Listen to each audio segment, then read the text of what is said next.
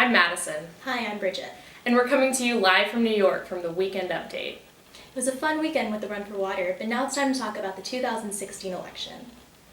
Two of the most important races this election come to us from Florida, with the Senate race and the Congressional District 7 House race. It'll be a tough one where incumbent Marco Rubio faces challenger Patrick Murphy, and where 12th term incumbent John Mica faces new challenger Stephanie Murphy. First, we'll start off with the Florida Senate race, where Democrats are trying to unseat incumbent Marco Rubio. We would expect Marco Rubio to have an advantage since he is the incumbent, but he's running against a high-quality challenger, Patrick Murphy, who served his first term in the U.S. Congress. Here to comment is campaign expert Jonathan Dror. Woo! Thank you guys. It's an honor to be here. Thanks for having me. Let's jump right in. So, let's start with payola. We're seeing Republicans way outspend Democrats. The GOP have given about $25 million to this race, whereas Democrats are about $8 million. So that is a big factor. And just to give you an idea what we're gauging with the percentages, last race when Rubio ran for this position, he walked away with 48.9%. This race, I think it'll only go up. You know, he has name recognition, perks of the office, and it'll just strengthen. So our polling and research has put him at about 54% to win this election. Great.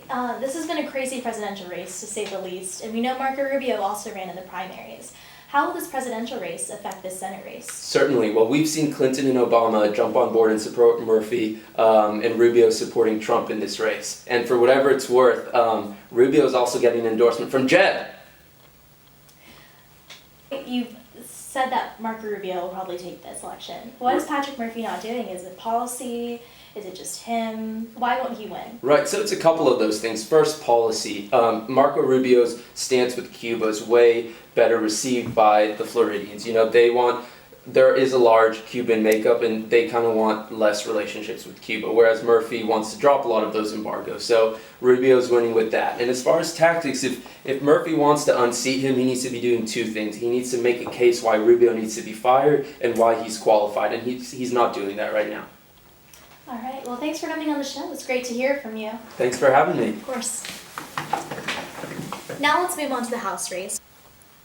The race in Florida's District 7 heats up as America looks on to see John Mica, 12th term incumbent, take on the newcomer, Stephanie Murphy.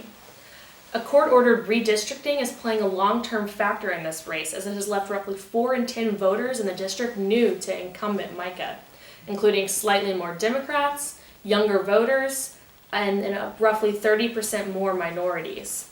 Mica has fundraised double what Murphy has, but Democrats are pouring millions into the race as they look to swing Florida left. Tonight we have undecided voter and America's sweetheart, Ken Bone, here to discuss this race. You're my hero!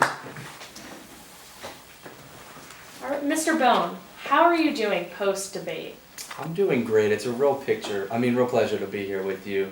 I gained 20 million fans on Instagram, so I think I'm doing good. Thank you. Great. Well, you know, as a new resident of Congressional District 7, what are some of these important issues as you go to the polls?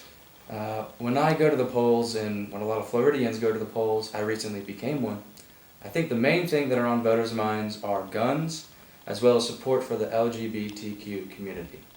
Right. So do you think the shooting at the Pulse nightclub, this tragedy happened just a few blocks from your district. Is this on voters' minds as they go to the poll?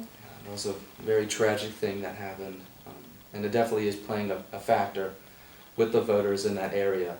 Great. Well, I think that, you know, explains why voters are leaning towards Murphy, as she is a staunch supporter of the LGBTQ community, as well as an advocate for stricter gun control.